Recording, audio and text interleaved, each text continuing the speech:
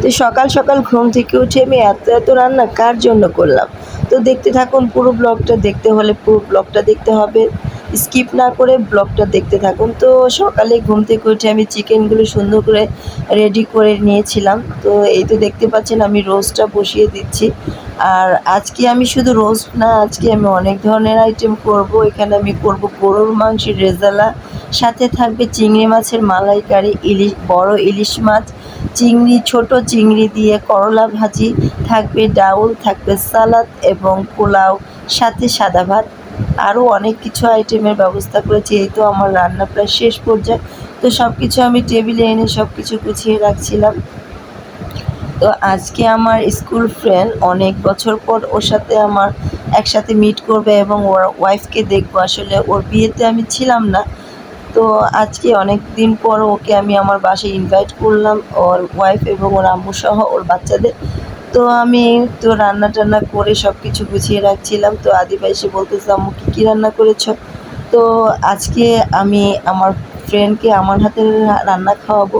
তো জানি না কেমন হবে, তো আমি অপেক্ষা করছিলাম। তো আদিবা বলতেছে, আম্মু আমি একটু ঘরে ভিডিও করে নিই। তো এই তো আদিবা আমার রুমটাকে একটু সুন্দর করে ভিডিও করে নিচ্ছিল। তো এই তো আমি রুমটা সুন্দর করে ভিডিও করে নিচ্ছিলাম। তো আমি আবারও আমার রোস্টগুলো একটু ভিডিও করছিলাম, চিংড়ি মাছের মালাইকারির সাথে ইলিশ মাছ, করলা ভাজি, তো ওই তো সাদা পোলাও, সব কিছু সুন্দরভাবে ভিডিও করছিলাম। তো আমার ফ্রেন্ডরা চলে এসেছে। এই তো দেখতে পাচ্ছেন এই কিউট বেবিটা হচ্ছে আমার ফ্রেন্ডের। আর আমার ফ্রেন্ড তার ওয়াইফকে, তার মাকে নিয়ে এসেছে। আসলে আন্টির সাথে অনেক বছর পরে দেখা হয়েছে। তো একসাথে যখন আমরা পড়াশোনা করেছিলাম তখন আন্টির সাথে আমার দেখা হয়েছিল। তো অনেক বছর পর আবার আন্টি আমাদের বাসায় আসছে, তো আমি অনেক খুশি। আর বেবিটা দেখতেই পাচ্ছেন অনেক কিউট, সবাই মাশাআল্লাহ বলবেন বেবিটাকে। তো সবাই খাওয়া দাওয়া করছিল আর অনেক গল্প করছিল। আর আদিবার বাবাও খুব খুশি, কারণ আমার ফ্রেন্ড আমার বাসায় এসেছে। তো আদিবার বাবাও খুব পছন্দ করে আমার ফ্রেন্ডদের সাথে আমার ভালো একটা আন্ডারস্ট্যান্ডিং, ভালো একটা সম্পর্ক। তো আমি চেষ্টা করি আমার ফ্রেন্ডদের সবার সাথে একটা ভালো একটা সম্পর্ক রাখার জন্য।